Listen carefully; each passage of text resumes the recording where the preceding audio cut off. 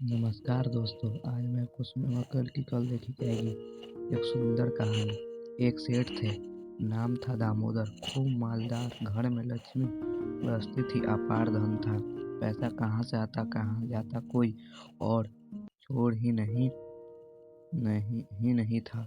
एक दिन सेठ जी ने मुनीम से पूछा, मुनीम जी जरा बताइए हमारे पास कितना धन है। मुनीम जी बोले, सेठ जी ऐसे कैसे बताएं, हिसाब किताब लगाने में ही महीनों लग जाएंगे। सेठ जी बोले, अजी तो मोटा मोटा हिसाब लगाकर अंदाजा से ही बता दो। थोड़ी देर में मुनीम जी ने बताया, सेठ जी आपके पास अकूत धन है, हिसाब लगाना मुश्किल है। हाँ, इतना जरूर बता सकता हूँ कि यदि आपके यहाँ इसी तरह खर्च होता रहा, ऐसे ही शादी ब्याह होते रहे, ऐसे ही दान पुण्य होता रहा, इसी तरह जिंदगी के निर्माण पर खर्च होता रहा, तो यह धन 20 पीढ़ी तक चल सकता है। सेठ जी ने बात सुनी और समझी। फिर वे मुनीम जी से बोले, बस 20 पीढ़ी तक का ही इंतजाम है, फिर 21वीं पीढ़ी का क्या होगा। मुनीम जी बोले, सेठ जी मैंने तो अंदाजा से ही बताया है, अब आप जाने और आपका काम जाने, इसका उत्तर मेरे पास नहीं है। यह सुनकर सेठ जी का दिल बैठ गया। वह फक फक फक फक कर रोने लगा। उन्हें जितना समझाया जाता उतना ही अधिक रोते। घर जाकर उन्होंने खाट पकड़ ली, खाना पीना सब छूट गया, उनकी नींद हराम हो गई। डॉक्टर और वैद्य इलाज के लिए आए पर कोई बात नहीं बनी। घर वाले परेशान थे, रिश्तेदारों का तांता लग गया। 4 जाते 8 आते, पर सेठ जी का ले देकर वही दर्द कि मेरी 21वीं पीढ़ी का क्या होगा, इसका कोई जवाब दे। सेठ जी के घर वालों को किसी ने कुछ बताया तो किसी ने कुछ समझाया। जिसने जैसा बताया वैसा किया गया।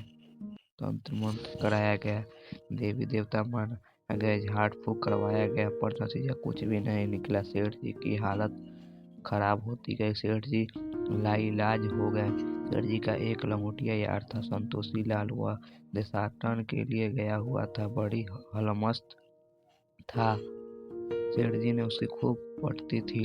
जब वह लौटकर आया तो उसने परम मित्र का किस्सा सुनकर तो उसने रहा नहीं गया। वह भागा हुआ दामोदर के पास पहुंचा। देखा सेठ जी पलंग पर पड़े करवट बदल रहे थे, लंबी लंबी सांस ले रहे थे।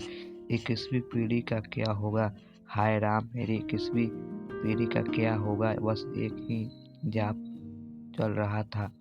संतोषी लाल को देखते ही दामोदर रोने लगा। उसकी हिचकी बंध गई। संतोषी लाल ने कहा, अरे भले आदमी, जरा चुप तो लगा, बता तो सही कि आखिर क्या बात है।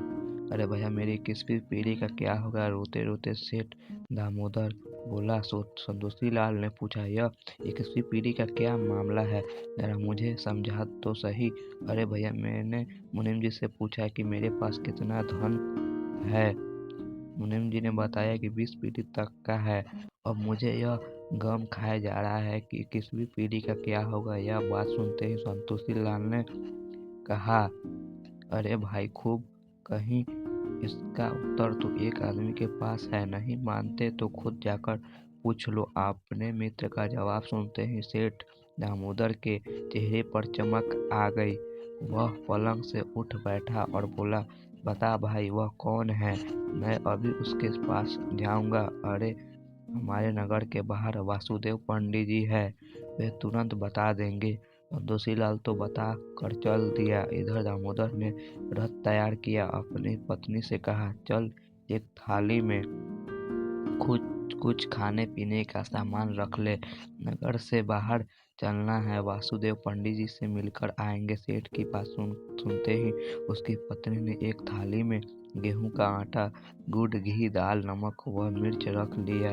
उधर रथ सज गया। थोड़ी देर में सेठ और सेठानी वासुदेव की कुटिया पर पहुंच गए। रथ को कुटिया के आगे नीम की छाया में खड़ा कर दिया गया। वासुदेव की कुटिया में 2 छप्पर थे, एक छप्पर बाहर था और दूसरा भीतर के हिस्से में कुटिया के आगे वाले आंगन गोबर से लिपा हुआ था। एक तुलसी का गमला था।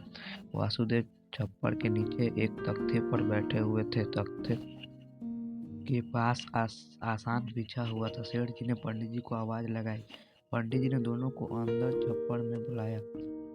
पंडित जी ने नगर के सेठ को अपने घर आया देखकर अचंभे में रह गए। पंडित जी ने सेठ सेठानी को आशीर्वाद दिया। सेठानी जी ने पंडित जी के आगे सामान से भरी थाली रख दी। पंडित जी ने पंडिताइन को आवाज लगाई। पंडिताइन तुरंत पहुंची। पंडित जी ने उससे सामान की थाली को ले जाने को कहा तो पंडिताइन ने विनम्र भाव से उत्तर दिया, भगवान आज तो हमारे पास है, इसका हम क्या करेंगे। पंडिताइन की बात सुनकर सेठ जी बोले, आज है तो यह सामग्री कल काम आएगी। पंडिताइन ने जवाब दिया, सेठ जी कल की कल देखी जाएगी, आज तो हमारे पास है।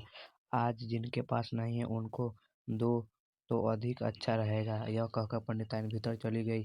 हाँ, पंडिताइन की बात सेठ जी के गले जरूर उतर गई। कल की कल देखी जाएगी, यह बात उनके दिमाग में घूमने लगी। वे सोचने लगे कि इन्हें कल की भी चिंता नहीं है और मैं 21वीं पीढ़ी के लिए मरे जा रहा हूँ। पंडित जी ने कहा, सेठ जी इस थाली की सामग्री को रख लो, इसका सदुपयोग करो और यह दो बताओ कि यहाँ आए कैसे।